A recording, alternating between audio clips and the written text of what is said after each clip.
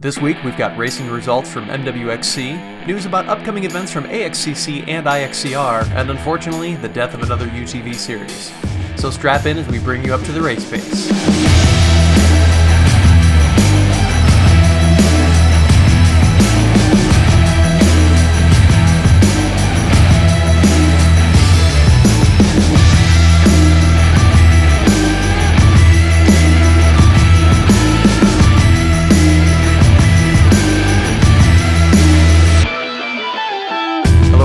And welcome back to Race Pace, sponsored by CW Motorsports. I'm Doug.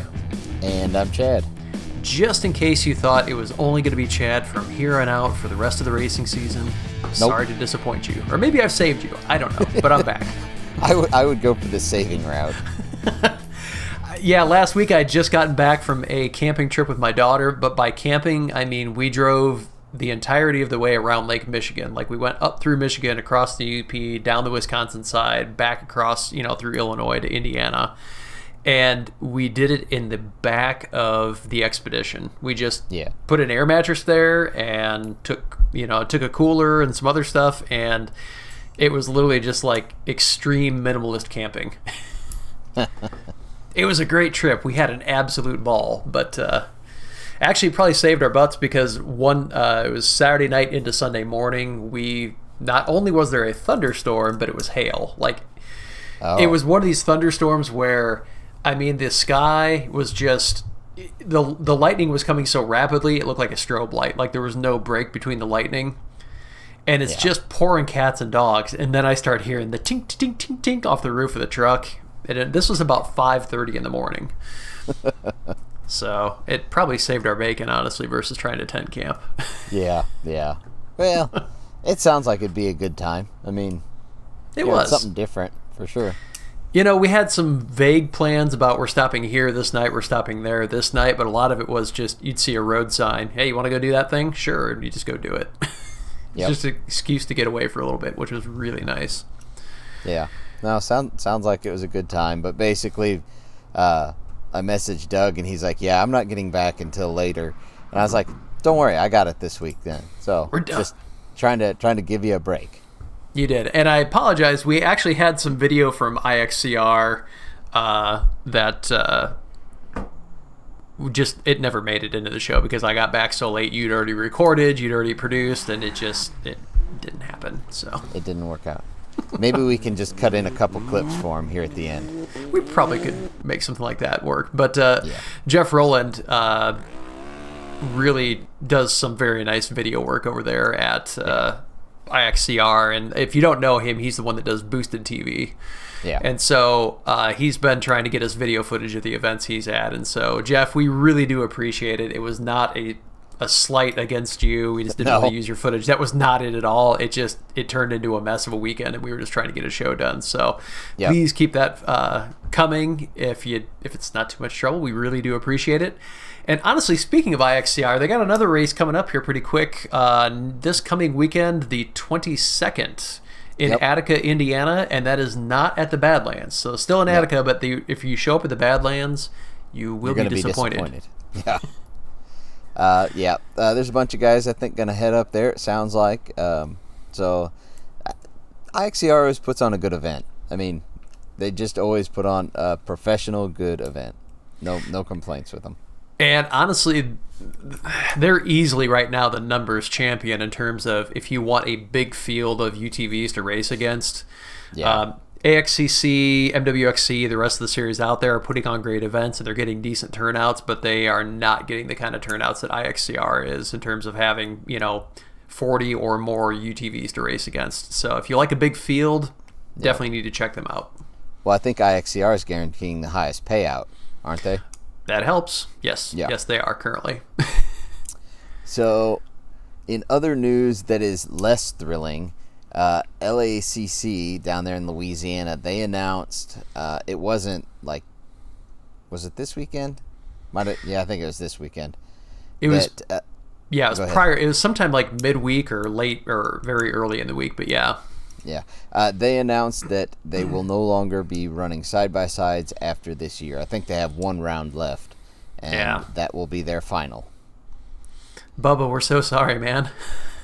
So they basically, I guess, cited poor turnout and everything else. Well, this kind of goes back to what iXCR and what we just said about them. They have, I think it's no payout, if I remember right. Mm-hmm. And a few of us guys at Race were commenting on Bubba's post, and he was saying he was kind of looking for a new series next year now. And I think it was Ty Phillips and I and Ralph Lovell, we were all kind of discussing, and I made the comment that you can't expect a side-by-side guy to come out and run for no pay, like run for no chance at pay even, really, because you're talking about even a modest-built race buggy, you're looking at $40,000, and a lot of them are closer to $50,000, a new build. Like, you can't expect one to just come out there and he's going to run hard for you for your series and put on a show for you for no chance at payout. When, like, you got dirt bikes and quads and everything. I mean, there's dirt bikes that are running for, $200, $300 payouts, and they're like, well, it's $200 or $300, and yeah, but it's a $1,500 dirt bike. Yeah. And something, we talked about this earlier, you can literally just pick the thing up, chuck it in the bed of your truck, go run, throw it back in the bed of the truck, leave. Like, it's a quick in and out. It doesn't take a lot of time. It doesn't take a lot of prep. Even if you have something fairly catastrophic happen, I mean, I know guys that can rebuild a dirt bike motor like in an evening, you know. Yeah, and the parts are cheap and everything else. I mean, all you really have to have, I've seen guys chuck them in the trunks of cars even, but like a small trailer and an SUV or even a car or a small truck or anything, you can put a dirt bike or a quad back there and you can go race. You look at these guys that are traveling across the country with a side-by-side, you're talking about, like I said, a $40,000 or $50,000 build plus a trailer plus a truck to pull this thing, because you're not just going to pull them with, a little Colorado. I mean, I guess you can, but you're not going to make it very far. It's not hard to wrap up $150,000 in a race setup. Yeah. It's just not. And to not even have a chance to run for even like $200 or something like that. I mean, the guaranteed zero payout is kind of a downer for a lot of people. Right. And, I didn't feel like their turnouts were really that bad. I mean, we've been reporting on LACC and the numbers there. And, I mean, it's not like they only have 3 UTVs showing up. I honestly always thought that their turnout was pretty respectable. It wasn't bad. It wasn't big numbers, but it sure wasn't, horrible in my opinion. Yeah. And this is what Ty and some of the rest of us were talking about. My opinion, now this is my opinion only. I think promoters race series owner, I'm not going to call them promoters, but race series owners need to be promoters. I think they've gotten away with it far too long with quads and bikes, where they just put on an event, and if people know that there's an event, they will just show up and race, and they got by with that. But sport quads are going away, so that kind of, easy money is going away. Dirt bikes are still there, but if you're going to just build a dirt bike series, that's fine if that's what you want to do. But you're going to have to put some effort into advertising and getting people out there for side-by-sides and stuff like that. And that's where the industry's going. I mean, yeah, sport quads are going away. If you want 4 wheels, it's going to be a UTV. Yeah. And if you want to be some sort of premier dirt bike only type of series, honestly, now you're going head-to-head with GNCC, because GNCC has been on a tack where they don't do UTVs anymore. I don't want to say they're giving quads the cold shoulder, because they're not, but they definitely seem to be more focused on the bikes. And so, as time continues and marches on, that's going to be your main competition. And that series is so entrenched, you're never going to unseat them. So, right. Yeah, like you said, you need to promote, you need to do certain things. And it's a little bit different world out there in terms of racing. And like you said, people won't just show up just to show up. They've got options, and they're going to go where the money is. Yeah, or at least the chance of money. I mean, yeah. I mean, we all look at it the same way. I think any of the guys that race a UTV, even if you win, you're not really winning anything. You're just kind of like covering your expenses and maybe making a couple $100. Like, even if you win $1,000 or something, you're still got probably at least $100 in fuel if it's a close race. you may spend a couple $100 or $300 if it's a long race away. And, if you're dragging a $50,000 toy hauler along with you or more, I mean... Racing UTVs is definitely the definition of a Pyrrhic victory, where even if you win, the cost is so high, did you really win? Right. I mean, and there's no, delusions of this amongst most of the guys. They all know they're doing it for fun. Yeah. But to do it and know that you have absolutely zero chance of making anything back, of winning anything other than a piece of plywood with a sticker on it, it's hard to swallow after a while. That is definitely a tough sell. But if you want a chance at some money, head out to IXCR next weekend in Attica, and they are going to take care of you there. This is Mission Impossible, which honestly is one of their kind of more premier races. I think people really like this event, and it's a great property out there. So yep, you're going to have a good time if you head out that way. Agreed. Also coming up, you've got AXCC, which is going to be a little bit closer for everybody. And by a little bit, I mean a little bit. It's in Dresden, Ohio on August 29th. So from where I'm at in South Bend up at the north end of the state, that is about a 5-hour drive. And it's probably the same-ish for you, maybe 4 hours from where you are. Yeah, it's something like that. I think it's 4 and some change. It doesn't really buy me a whole lot. It does help I'm on 70, so I can just start heading east. Yeah. But that's closer than, Oklahoma or Texas. So if you are interested, you haven't checked out an AXCC event, you're interested in doing it, this is literally as close as they're going to get. September 19th, they are down in Hurricane Mills at Loretta Lynn's. Yeah. But that's still a drive. I mean, people in the extreme southern end of Indiana that are listening to this, that might be closer for them, or if you're close to Tennessee. But yeah, at least there's an option there. And then they finish up with round 6 round 6 is in Missouri, and then the championship week is round 7, October 31st, and that's back in Jay, Oklahoma. Yeah. But if you've been interested to get out, Dresden's a new property for them. They have not run this one yet, I believe. So yep, that is correct. Should be an interesting event. I don't know anything about it other than Dresden is a little tiny town out in the middle of nowhere. Only slightly bigger than Eminence. Barely. It looked like they had 4 or 5 streets instead of Eminence's 2, but yeah, that's how it is. So this weekend I did get to make it out to MWXC. It is one of my favorite tracks. Not because the weather's always great for it, because I don't think we've ever had great weather for it. No. Although this weekend wasn't horrible, but it was dusty in the fields. It was just crazy dusty. Yeah, it's either torrential downpour or it's a dust bowl, and it never seems to be a happy medium, but it's a super cool property. It is. It's a really neat track. It was a little on the short side this year because the farmer had beans in the fields and really just they were running the edge of one of them. So it cut down a fair amount. Normally that track is closer to like 5-ish miles or so, give or take. It was down at around 3 something. So quick laps this week. They were quick laps. I think they were roughly 6.5-minute laps or something like that. If I'm remembering right. That's super quick. Yeah. That is LACC quick. Yes, it is. So, there's quite a few guys out there. It was a decent turnout. They had 10 in the pro row, 1 single seat. I think it was 6 or 7 heavies and 1 light. I think he was 570. The lonely light out there. But you know what? Those little 570s, they're 50 inches wide. They're easy to whip through the woods. They're not fast, but they're fun to drive. Yeah. So it was good. Went out there. I hung out with Barry Miller and Keith from Precision Powder Coat. You see it's over on that side. Camera makes everything reversed. That way there. So yeah, hung out with them for a little bit, and Matt Rowell made it out. He doesn't make it to too many MWXCs anymore, just because he's busy racing AXCC and all the other stuff. So takes up time.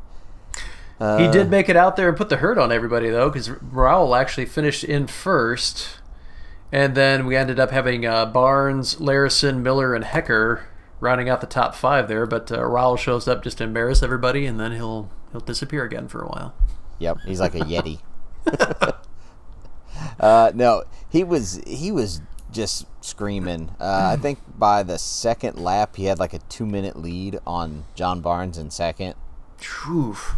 Wow. Just moving, and you could watch him. I mean, I've seen Raul drive enough to know that he just backed off of it, and he was just gonna kind of drive his pace and not destroy it. He wasn't going hard or fast or anything. Yeah. And then there, right towards the end, he picked it up a little bit more, but he wasn't in any kind of hurry. He knew he had a good lead, and he could have turned up the pace whenever he wanted to. Why push it hard and break it for no reason? Yep. So yeah, it was a good track. Lots of up and downs, creek crossings, stuff like that. Temperature was only about 75 or 85. Sorry, yeah, 75 would have been nice. It was about 85, so it was a little on the warm side. Just the bad thing is just that there's an upper pasture on that property, and that upper pasture is one of the higher points in the area, so all the water runs off, and it's always dry up there. Yeah. That's the property that the kid got his leg ripped open real bad a couple of years ago and all that. I remember that. Oof. Yeah. So. Well, and what cracks me up is Raul's car is the quietest machine I've ever heard. Oh, yeah. Like, all these race machines are straight piped, or they have, these little tiny mufflers that almost don't do anything on them. And he's just got stock exhaust, so it's nice and quiet. And he's out there just crushing people. So now, he's got an HMF, I think. Oh, does he? Okay. He's got something on there, but it is not loud in comparison. Yeah. He was running stock for a while, so he did do an upgrade there. But yeah, the entire time I've known him to race, he's never had a loud machine. I don't think he likes that. No, I don't blame him on that. I'm working on mine. It's over here. I guess quick update. Like, normally the background, you see the motor sitting on that Wolverine there. Well, the motor is not sitting on the bed of the Wolverine anymore. It's now in it. That's good.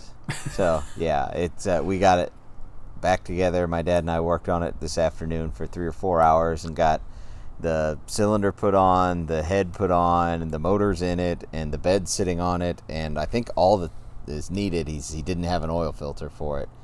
So oil filter, fill it up with coolant, and hopefully that's it, and drive it out of here. More room and more room. Oh, speaking of more room, also, guys that normally watch the video, you'll notice the little Razor 800's gone.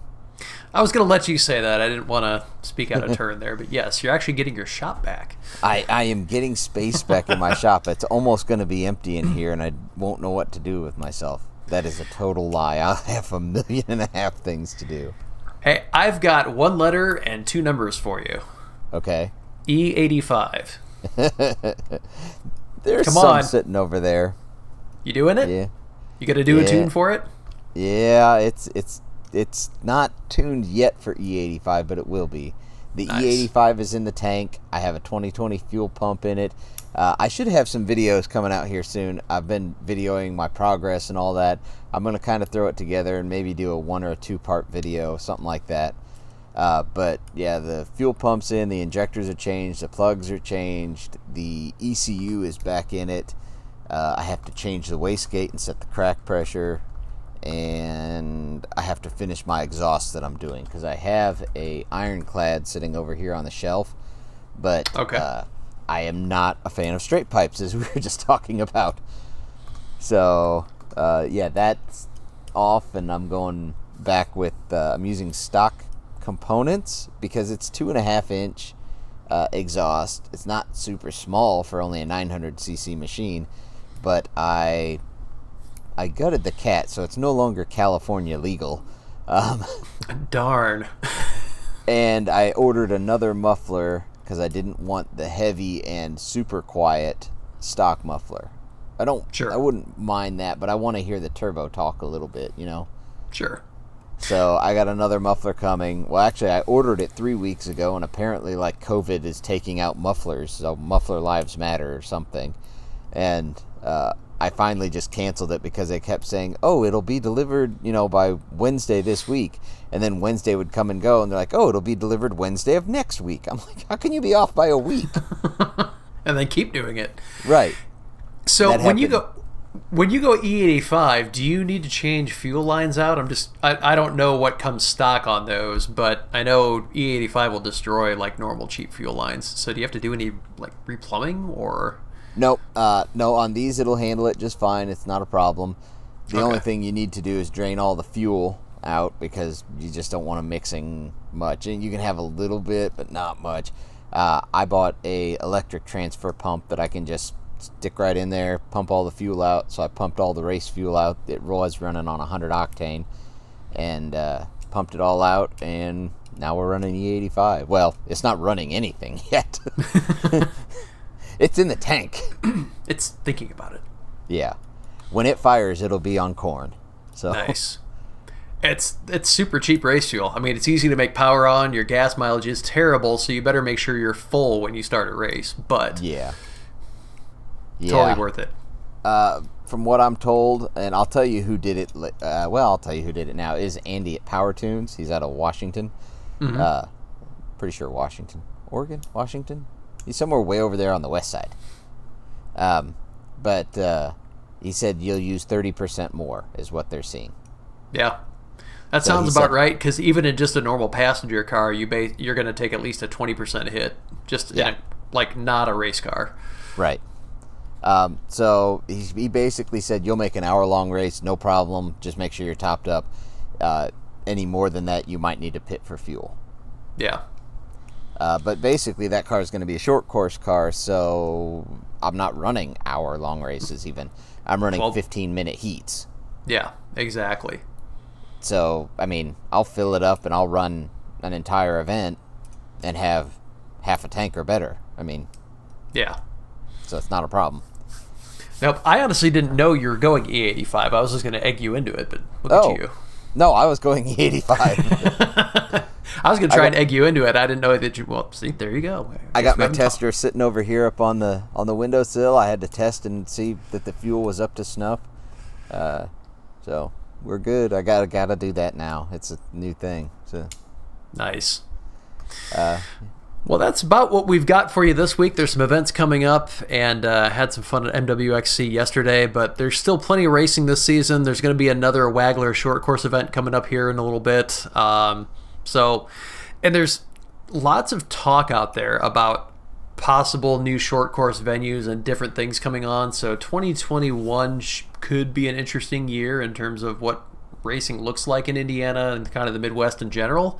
Yep. We're just going to keep our finger on that pulse and see, but it's not going anywhere. In fact, I see more and more that people are buying machines, are first-time machine buyers. It's not just that they're upgrading to an X3 or, a new Pro XP. They're just always wanted to do this, felt like it was the time to get into it. So once they get the bug, they're going to want to go racing as well. So this thing is still really on an upward trajectory, and it's going to be exciting to see what comes out of that. Sure is, yeah. All right, well, we do want to say thank you to all of our sponsors, of course, CW Motorsports, but we also got Spangs Fab on board, Watch Communications, and 834 Powder Coat. You can find us on the web at eminentperformance.com. Now that our website is back up after being down and back up and down, and now it's back again, finally. So we've had some issues there, but hopefully that's all stable. Find us on Facebook and Instagram /Eminent Racing. Find us on YouTube /Eminent Performance, or if you just Google Eminent Performance, we actually are the top hit on that. Go figure. If you're looking at podcasts, Google Play, Stitcher, iHeartRadio, iTunes, any place like that. Google evidently is shifting the way they're doing podcasts a little bit, but we will still be available there if that's your jam. Yeah, like Google Play Music itself is going away, they say. Yeah, if you put your entire library up into Google Play Music, you're about to be disappointed in like a couple weeks. So yeah. So if you could take a second to leave us a like or a comment or something along those lines to let people know that you're listening. Any attention is better than no attention at all. We'd appreciate that. If you're watching this on YouTube right now, you can subscribe. It's in the lower right corner of your screen there. And then once you subscribe, you can actually click the little bell icon, and that will update you whenever we post new content. Yep. And I think that's all the things and stuff. Yep, that's pretty much it. There's some stuff coming up here, but... yeah, we'll get to that next week. Nothing pressing for this week, and we're already kind of at our time limit that we set for ourselves. Yeah, this will be a short show, sure. Yeah, that's what I said to Doug earlier. I was like, I don't think we've ever come up short on talking. We'll always be long. Yeah, not with the two of us. All right, everybody. Well, thanks for riding along. We'll catch you down the road. All right. Thanks, guys.